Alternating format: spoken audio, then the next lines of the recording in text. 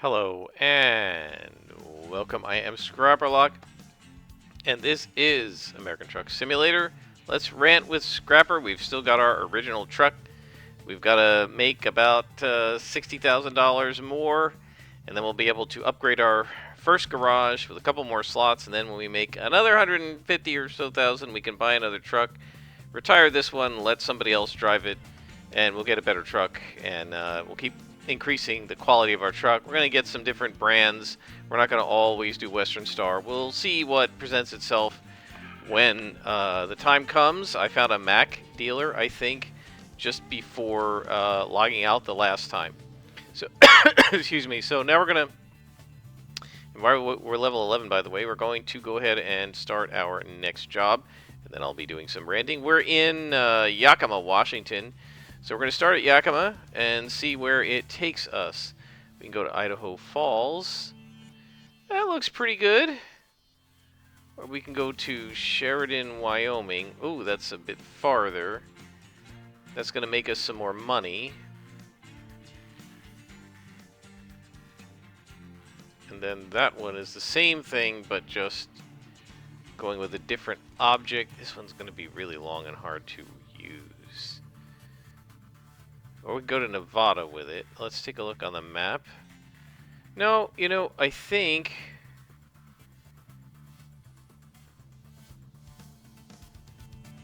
Well, we got these... This is a heavy load, right? Is it a heavy load or articulated? Yeah, it's heavy cargo. Right? I don't think we want to do heavy. Because we don't have as much power. So let's go ahead and use this one. It's not going to be as... quite as profitable per mile or total as the heavy bulldozer, but it won't be heavy. Same company, BHP, and let's go ahead and pick it up. It's 10:30 in the morning, so we can go ahead and grab our trailer. I think I rested. I hope I rested. And, you know, we can just go ahead and go. And as we do, I'm going to pause a little bit because I probably want to look at my notes, but I want to talk about something that somebody posted on the D&D Beyond forum. They asked, is it okay? And yeah, technically it's okay. You do whatever you want in a role-playing game as long as you're not bothering other people or stepping on their fun. But I do want to talk a little bit about how it's potentially not necessarily a good idea to do what he's suggesting and why. So let's pull down here, and then I'm going to quickly pause for just a second and check my notes so that I can I'm going to give you guys exactly what he said. Oh boy, wait, hang on. Let me go back here. We're going out into the street. That's not good. So let me turn onto the street. And then we'll stop. There's no real way. I guess I could pause the game by Xing out of it. So let me just get over here. And we'll stop at the light, even though it's green. We'll stop here. I'll hit escape. Alright, so now let me just check my notes and just make sure that I say this correctly. So what he asked was, is it okay to what he called serially play the same character over and over again? He said, I have one or two characters that I really like to play. Is it bad or wrong that I keep playing them over and over again? Later on, he said, I enjoy playing certain subclasses, and it would feel disloyal to make up a different character in the same subclass as the one he usually plays. Then he said, it bugs me when I have a character that I start out really liking, and then I make some choice in roleplay or build that ends up not working out, so I want to go back and start over and try to do it better. So I want to talk about these things. Is it okay that I do it? Is it bad or wrong that I keep playing the same couple characters over and over again? Now, I would say, obviously, no, it's not bad, and no, it's not wrong to do those things. It's up to you what character you want to play, and again, as long as you're not stepping on anybody else's fun, if you just want to play Liberty Lass over and over and over and over again in every game, as long as the rest of the group doesn't mind it, and as long as you're tweaking it so that it fits into the setting and you're not trying to play a four-color superhero in the middle of a Lord of the Rings campaign, you're just playing somebody with the same personality and maybe same first name or whatever, and in your mind it's the same person. I mean, it really doesn't matter. You're playing D&D, you just keep playing a Battlemaster fighter named Grog over and over again, and he's got the same personality, and it's basically Grog every time. I mean, if the rest of your group doesn't mind playing with Grog on their party over and over again, that's perfectly fine from the perspective of whether it's right or wrong. However, I think there are some caveat emptors, right? Some buyer beware statements here that his comments definitely bring to mind. And I feel like there are two primary dangers that you fall into, basically traps that you can fall into if you are the sort of person who always plays the same character over and over and over again in every new campaign.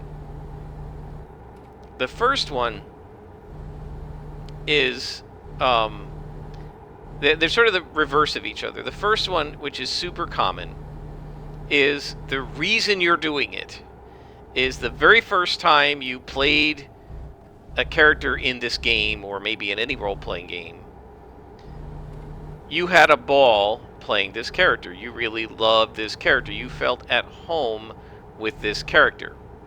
Okay, so you played Grog the Barbarian, the, I don't know, Totem Warrior Barbarian in Waterdeep Dragon Heist, and then continued into Dungeon of the Mad Mage, and you played him for like a year and a half, and you absolutely adored and loved, and it's so much fun playing this character. You just want to play him again, so you your group breaks up, but a new group starts, and you start playing, and now you're playing, I don't know, The Lost Mine of Phandelver, and after that you're going to go play Tomb of Annihilation with the same characters, and you're going to hopefully play them till level 15 or something, and you're going to play Grog the Barbarian again. Doesn't bother these guys. They've never seen Grog the Barbarian, and you're good at playing him, and you think you'll do a good job, so what's the harm?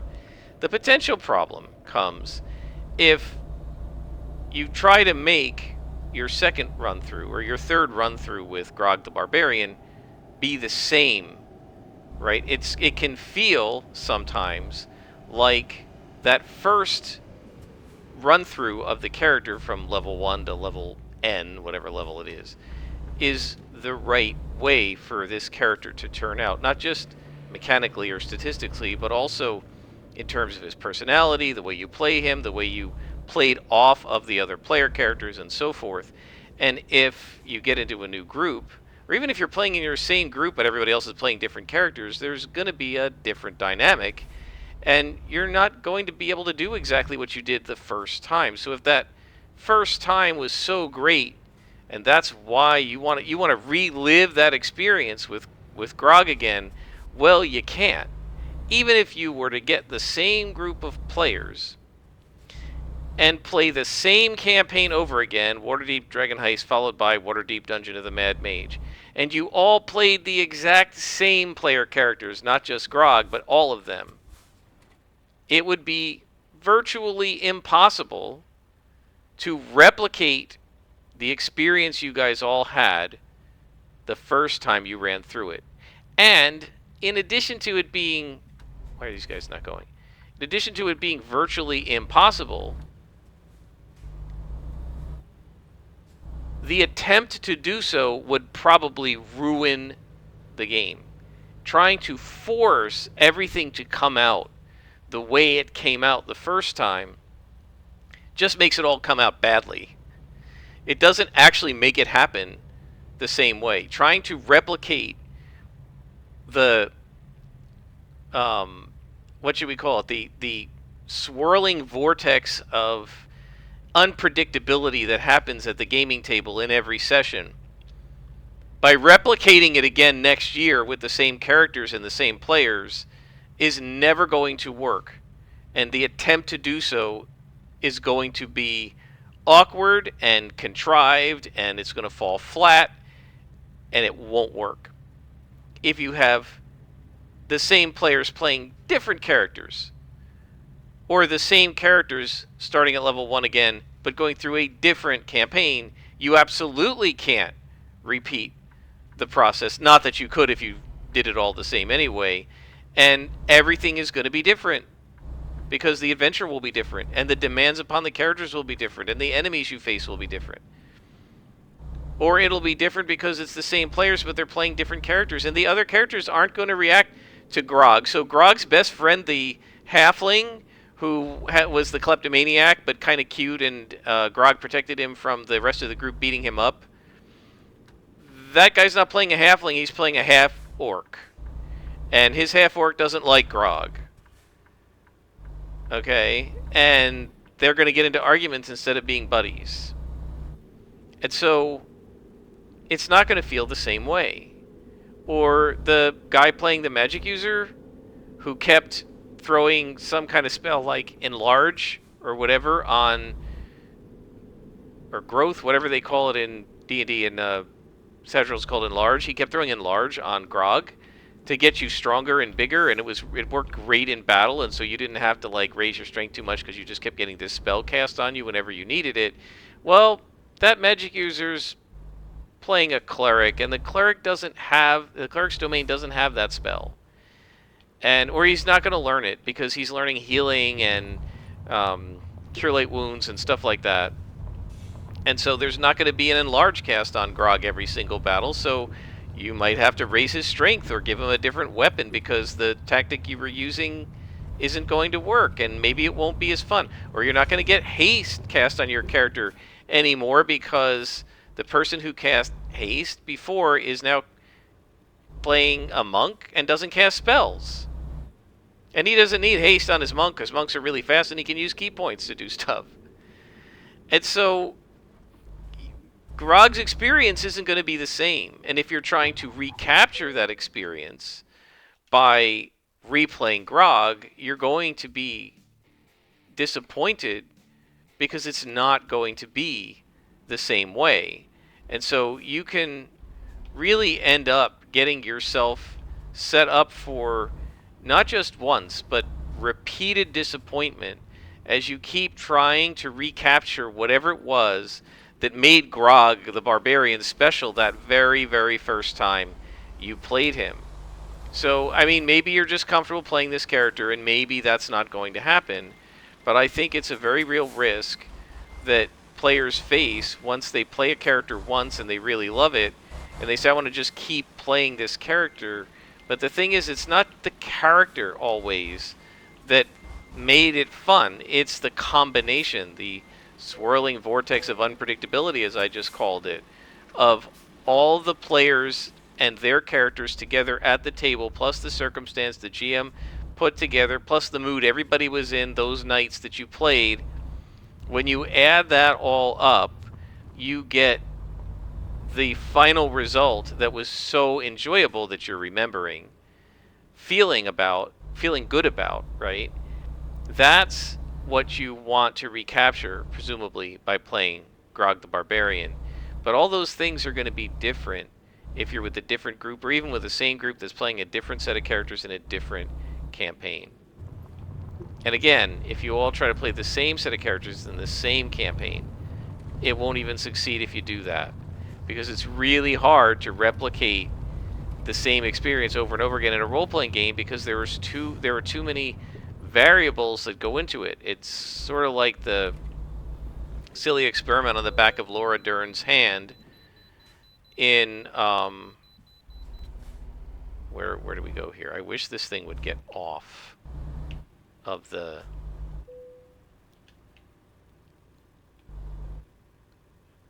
GPS because I can't figure out where I have to go. Okay, here it is.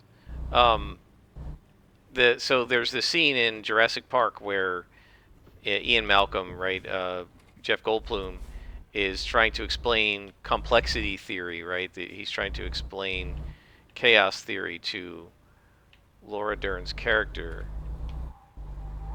Am I going to be able to get through here? Just barely. Maybe not. Nope. I got hung up. Hang on. So he's trying to explain chaos theory to Laura Dern's character, and in the process of doing it, am I stuck? Completely stuck here? Oh boy. In the process of doing it, he says to her, he puts water on her hand, right? And he tries to show her that depending on which way that he drops the water, you're going to get a completely different result. You get to see what a bad driver I am now. You're going to get a completely different result from like where the water goes, right? In terms of, you know, does it go to the left, does it go to the right? And it's because of the fact that it's a complex system, and he's talking about its unpredictability in complex systems, right? And the role-playing game is a complex system. I'm going to skip this scale because I just can't be bothered with this, and we'll just pay the fine. There is a way to get in here, but I want to talk to you guys and not navigate this, so we'll just pay the fine. Goodbye. Anyway, he shows her how it goes down one way and it goes down the other way, and the whole reason it happens is because her hand is not a uniform, perfectly smooth structure, right? Her hand has all of these micro variations in it, and those little micro variations are going to change the trajectory of the water drop. And similarly, you're always going to have these micro variations in your role-playing game, even if you guys are playing the same campaign with the same characters, and it becomes impossible to repeat the experience. And so one of the risks you have, boy, I'm doing a terrible job with this thing. One of the risks you have as a player of trying to repeat the same character over and over again is if you're trying to repeat the same experience over and over again, that can be very frustrating because it's not going to happen. The water droplet isn't going to follow the same trajectory down Laura Dern's hand every time he drops it, and your character Grog, the barbarian, is not going to play the same every single time you play the character in different campaigns. In fact, it will almost never play the same, simply because of all those micro variations that happen from session to session and from round to round in combat and from scene to scene when you're negotiating with an NPC and that sort of thing. It's not always going to be the same every single time through. Now, maybe you don't care about that, and maybe you're perfectly fine with that. But I think for a lot of people, they're trying to replicate an experience that they enjoyed, and when they do that, it's sort of doomed to failure because you cannot replicate that experience just because you replicated the character. It's not possible. Every time you run through a campaign, it's going to be unique. It may not be wildly different, but it won't be exactly the same. And so just watch out for that if you like to play the same character over and over again.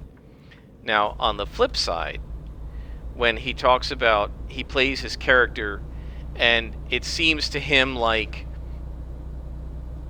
he just doesn't get it quite right, and so he wants to play it again so that he can get it right. I've seen this happen. My best friend, and I've talked about this in my City of Heroes playthroughs in multiple episodes, my best friend in the Rome game played his character Hassan, who's a sorcerer who he plays a lot. He's played versions of him in Champions, in D&D, in Neverwinter Nights with me, in Divinity Original Sin with me. In fact, when I reminded him of that, he was like, oh yeah, I forgot I played him there. And, I mean, sometimes, because the first time I played with him playing Hassan, I played a Dwarven Paladin in Neverwinter Nights. He had already played Hassan 2 or 3 times before that, but I wasn't aware of it because he and I weren't living in the same country at that point, and we hadn't played role-playing games together for a decade. Then we played Neverwinter Nights, and I played this Dwarven Paladin, so when we played Divinity Original Sin, and he said, I'm going to make up Hassan, I said, well, okay, I'll make up my Paladin, right, and I'll play, we'll like, they'll live together again and be comrades again. And that was a lot of fun to do once. I've not done that since, even though he's continued to play Hassan a couple more times. And he has expressed this second sentiment that this player expressed, that I just can't get him right. And what he kind of said to me at one point is that he's played Hassan in all these different game systems over and over again, and he, quote unquote, feels like he's never gotten him quite right. And I feel like this is sort of the flip side, the opposite or the reverse of playing a character the first time and loving it so much you want to keep replicating the experience over and over again, which I think is sort of doomed to fail. This is the opposite. You've never fully liked the experience, and you're trying to get yourself to like it better. And I think this is also potentially doomed to failure, because I think what's happening here is the player has in their head some sort of a vision of perfection for the character. They don't know exactly what it would be, but they know that if they can, quote unquote, just get it right, this will be such a perfect and wonderful experience. And then they get partway through its 5th, 7th level, and they realize that, gee, it's not the perfection, it's not the awesomeness, it's not the wonderfulness that I thought it was. Maybe it's because your character, when you leveled him up, you didn't get the magic items you wanted. My best friend is very magic item centric, and he wants specific magic items. Maybe it's because the roleplay didn't go the way you wanted. Maybe it's because I don't know. It can't be because the stats aren't right, because part of the envisioning this is usually envisioning a 20th level, doing a build, and then trying to build into it. So unless you're using the magic items as part of your build, or the GM is banning powers you want, nobody can kind of stop you from taking the levels you want to take and the ASIs you want to take, the ability score increases. But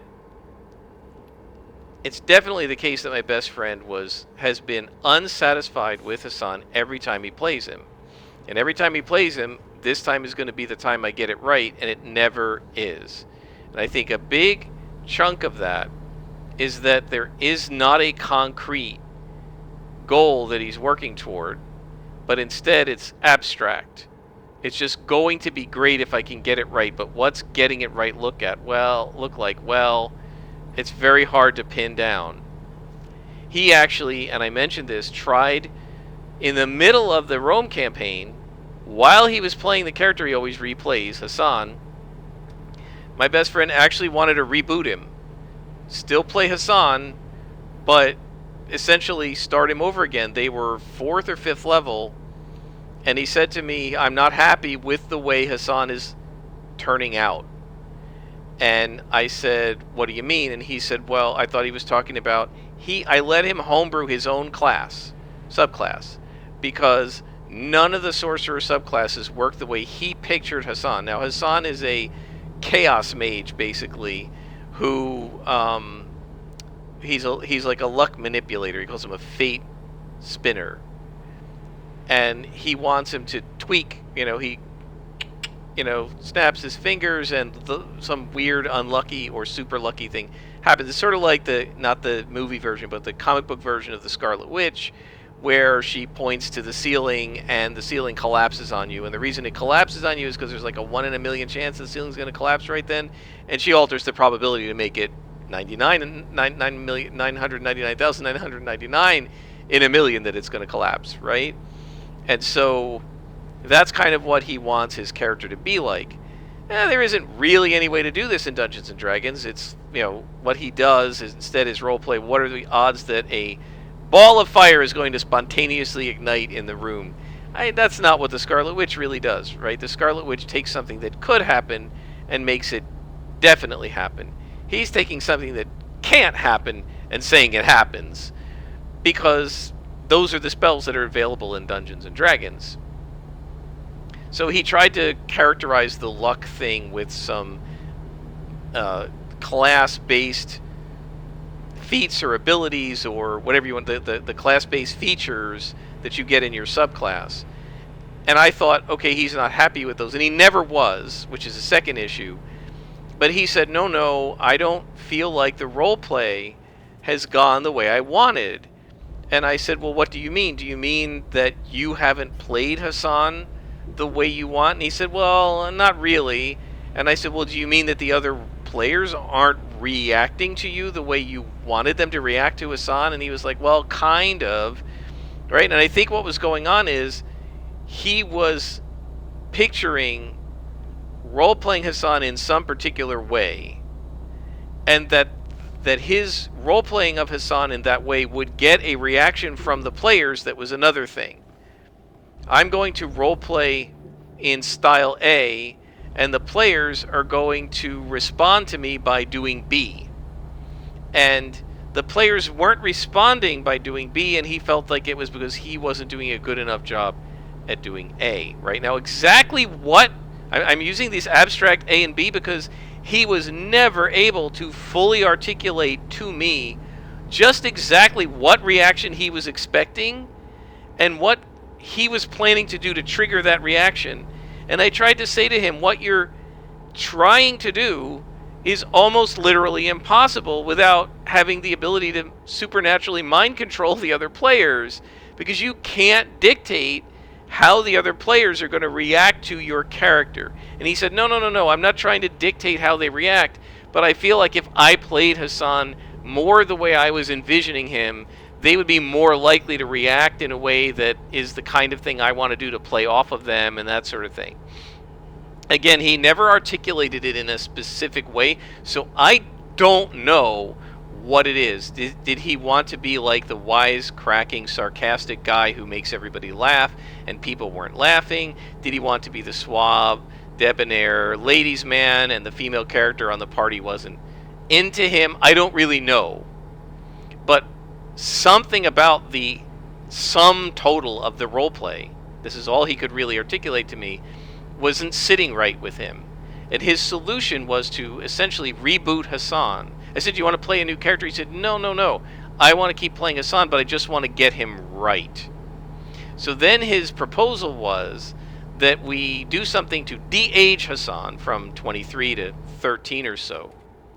And having de-aged him, that would give him license to sort of recreate the character. And I said, well, are you going to remember all of your... You're going to have all your memories intact? And he said, yeah. And I said, well, then Hassan won't act like a 13-year-old kid. He's going to act like a 23-year-old man in the body of a 13-year-old kid, because the difference between a 23-year-old and a 13-year-old is that the 13-year-old hasn't lived those 10 years yet, doesn't have any experience. And the 23-year-old does, and is going to say, I'm not going to do this stupid thing. I already did that when I was 14, and I know it doesn't work. Right? Now, I said you could make the argument that maybe some of his rationality could be overridden by teenage hormones, but do you really want to role-play that out? And he said, well, no, He couldn't articulate to me even what he wanted to do. I said, so what do you want to do?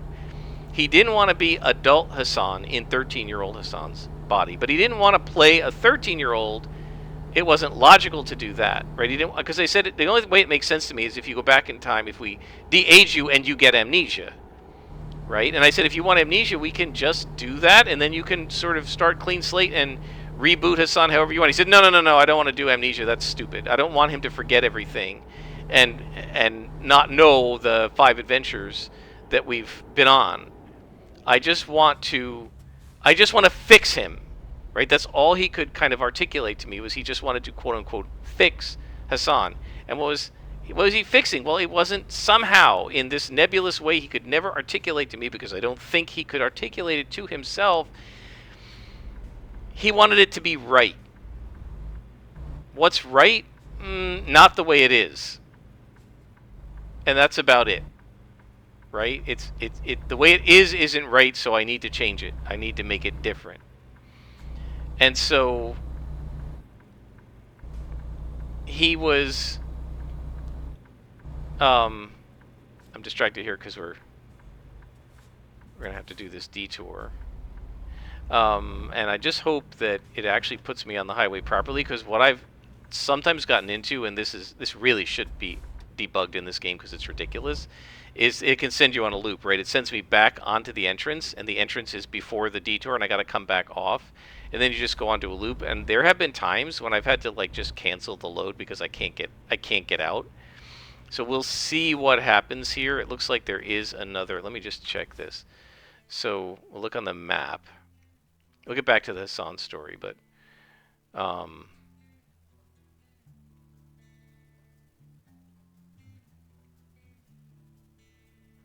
think that'll let me go, but if not,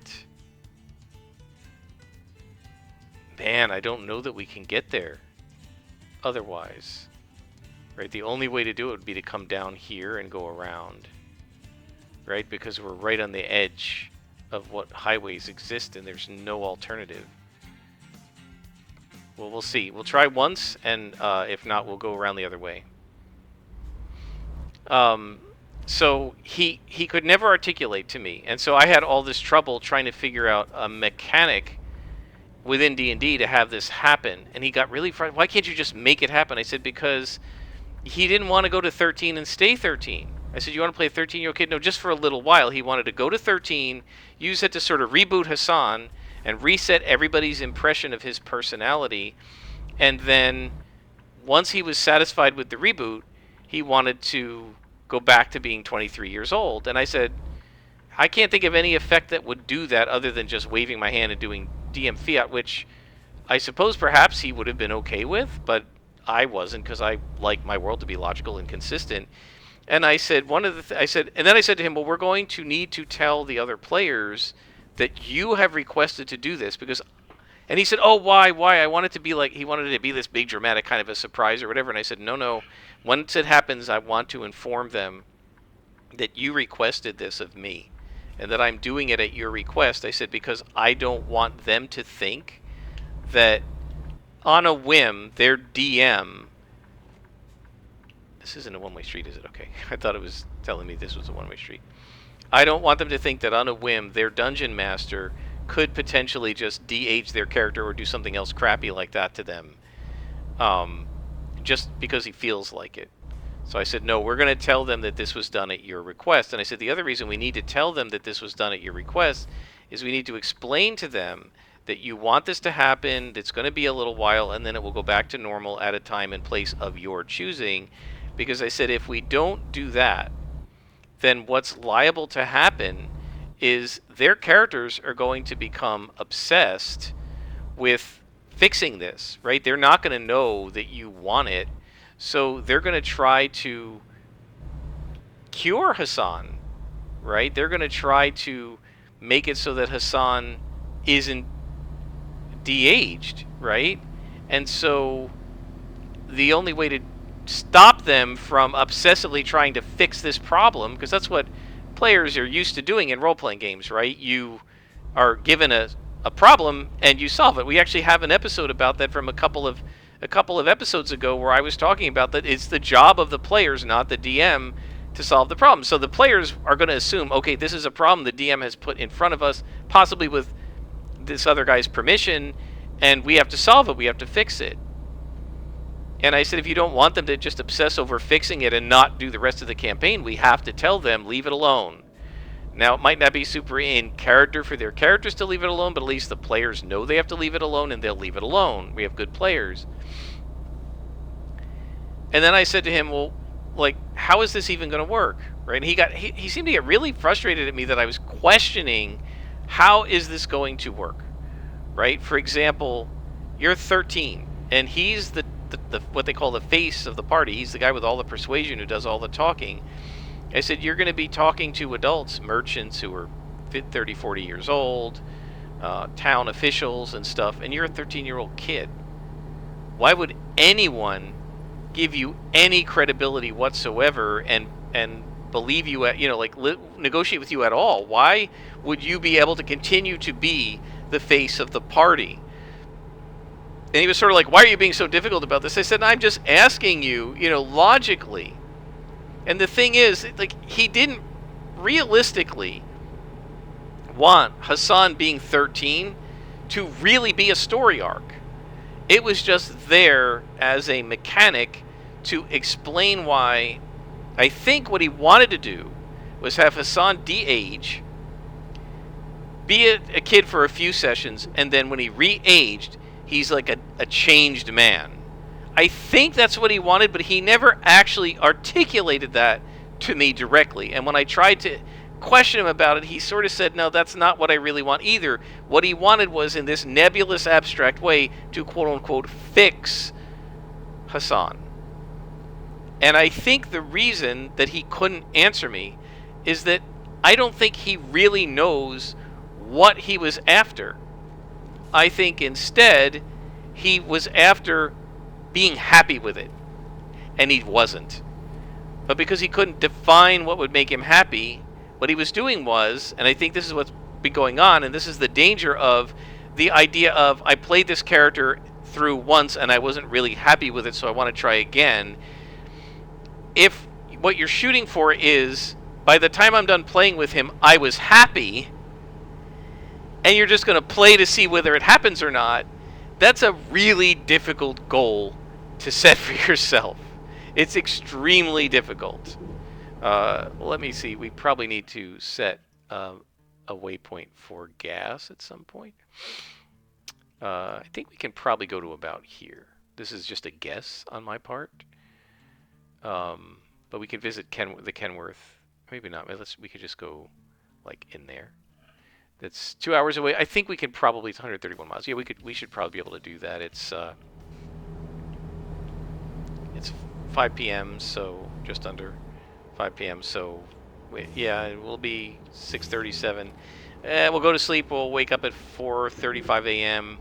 We might have to drive in the dark a little bit, but it's not too bad. And that should get us to both gas and rest, and we should have plenty enough gas to get there. So I think that this is what I've been talking about with Hassan. Is this is the danger? Is that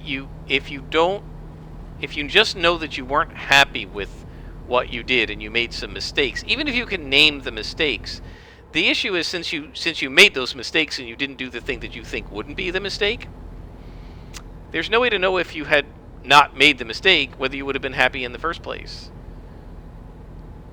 Right? So, I mean, if we think about this in a mechanical sense, right? I made a mistake when I took those 2 levels of Bard. I should have stayed straight up Sorcerer and not multi-classed into Bard. I would have been happier if I had stayed Sorcerer only. But you don't really know that, because you never stayed Sorcerer only. You just did the one version so far where you multi-classed into Bard at the end, and you don't know what it would have been like if you hadn't done that. You're speculating. You're guessing that you would have been happier, but you don't really know. Okay? Because you didn't do it yet. And then what happens is you go do it, and by the end you're not happy with it anyway. You know why? Because this time, I just didn't get those ASIs right. I know what I could do next time. I'll get the ASIs right. And next time I'm going to take a class of Warlock. I think that'll help a lot. It'll be like a coffee lock. That'll work. You try it and you find out, it's not right either. I know next time I'm going to be a fighter sorcerer. 3 levels of fighter. That'll do it. Battle master. And I know exactly how I can synergize with my sorcerer spells and my sorcery points. And you do that. And you go, I didn't get that quite right. It never ends, right? There's always a way you could have done it better. You're always going to make mistakes in battle, because it happens. You're always going to make screw-ups and mistakes in the roleplay. I should have said this when the merchant asked me that question. Oh, I should have done that. And see, the only way to make it perfect is to play a computer role-playing game with multiple save points. And before every encounter, every conversation, everything that you do in the game, you make a save. And anytime whatever interaction you have or encounter you experience doesn't go exactly right, you use too many healing potions in an encounter and now you don't have enough, well, you just go back and reload and just keep replaying the encounter until you don't use any healing potions. And you just keep doing it until you get a perfect run. Sure, you can do that, in a computer game. But unless you have that facility, which you don't in a tabletop role-playing game, you're never going to have a perfect run of your character. You're always going to end up a little bit frustrated, to a lot frustrated. And for my friend, I think his frustration level is increasing because he has tried to quote-unquote get this character right like 7 or 8 times now. And he's never been satisfied. Oh my gosh, the way station's on the left. Why would you build it that way? Jeez.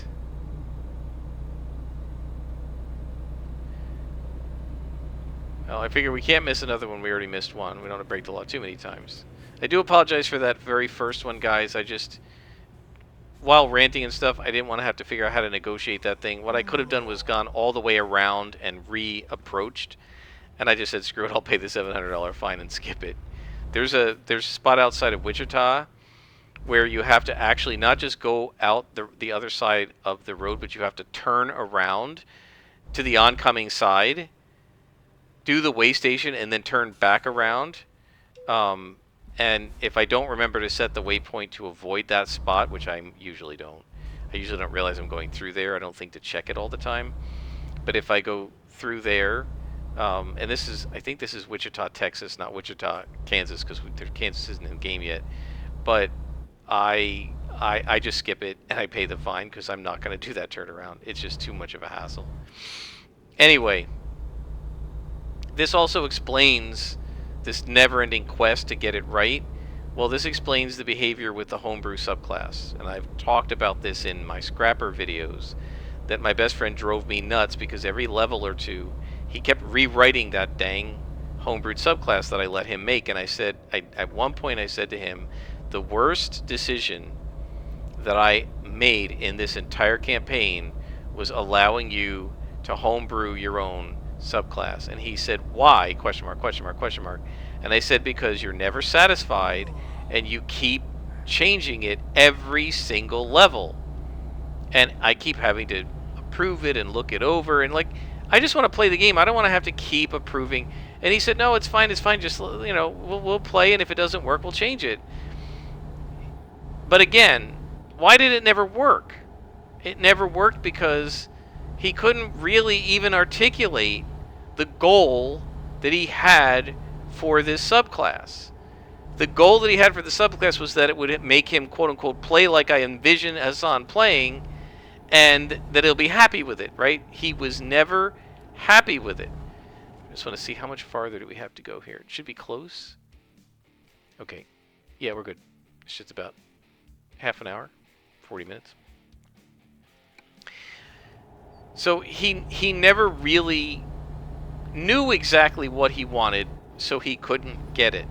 And I think the danger that this player was articulating in the thread, in the original post, and that my best friend was experiencing, is that if your goal is to play the character until you're happy with it, it's never going to be done. You're never going to be happy with it because you can always play it better. Now, it may be that for some people, hey, it's fun, I just like perfecting it and keep trying and I get a little bit better each time. Somebody said on the thread, it's sort of like reincarnation. The idea of reincarnation is you keep coming back until you get it right.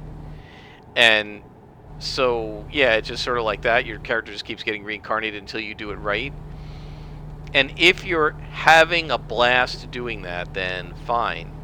But what I saw happening to my best friend, and what I think is the risk, is he kept getting more and more frustrated because why can't I get this thing right? Every time I do it, not only does it not get closer to his vision, I suspect it gets farther and farther away from his vision. He probably had it closest the first time because, as I understand it, the first time he did it in Champions, which is a freeform game. And if he built it right, I don't know why he wouldn't have been able to get it to work the way he wanted. And that being the case, let me just make sure we're going the right place here. Yep. That being the case, if you can't get it right in Champions, I don't know how you're going to get it right in a much more rigid game like D&D that doesn't give you the freedom to sort of do whatever you want that Champions does. And so, yeah, I don't know. He didn't get it right the first time, so he tried it again. Said, "I'll try to get it right." And what what I what seems to have happened, just from me, observing, from hearing what he has said and so forth, is that instead of getting closer and closer, he's getting farther and farther away. And I think that that's the risk, right? That you're never satisfied. You're insatiable. You can never be satisfied. And so you just keep doing it over and over and over again, trying to achieve this goal that you can't even articulate, other than that you want to be happy, that you want to quote unquote be happy with the character. But what does that mean? Does that mean that he got to maximum level? Does it mean that when getting to maximum level he was more powerful than all the other members of the party? Does it mean, you're like, what? What does that mean that you're happy with it? It played the way you imagined. And what I saw in my group is that the other players who all came to the table without any preconceived notions of what their character was going to be like, they weren't replaying existing characters, and they just said, we're going to just start with a premise of a character and see what happens and get to know the character as we play. I'm not saying that's the right way to play, but what I observed was they were all super happy with their characters and nobody wanted to change their character.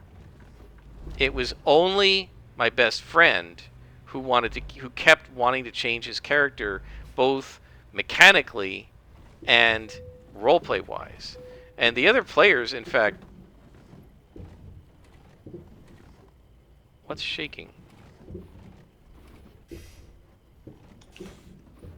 I don't know. Are we having an earthquake? That's what it looks like. Maybe it's a graphical glitch. The other players, I don't think they have any idea that my best friend wanted to do this. And I think they'd probably be pretty surprised to discover that he was so unhappy with the way their group roleplay with him was going that he wanted to, like, soft reboot his character. And so, yeah. We're going to stop here. We're partway through. We'll just go to sleep and wake up, and then we'll finish up here. So, yeah, I would say, look, there's absolutely nothing wrong with playing the same character over and over again, if that's what you enjoy. But be aware that these two things can happen. Either you can want to play the character because of the first time you played that character, and then you keep endlessly and impossibly trying to replicate the experience you had the first time, and you never do, and you're never satisfied, and you're always frustrated. So be aware that that can happen, and you're going to want to try to avoid that. And the other thing that can happen is you could never be satisfied with this run through of the character and endlessly need to do it again just so that you can quote unquote get it right. But because getting it right isn't fixed in your mind as a specific goal, like just getting him to level 20 period, it can become impossible to achieve the I'm happy with this character goal that's sort of nebulous and is kind of like shifting goalposts, right? You're never really happy with it. And that's what happened with my best friend. It felt like he kept shifting the goalposts of what he wanted because he didn't know what he wanted, because all he knew was, I'm not happy with it now, and so I want to change things so that I may be happy with it in the future. But unless you know for sure whether what you're going to change it into is going to make you happier, just changing it and trying again may not work.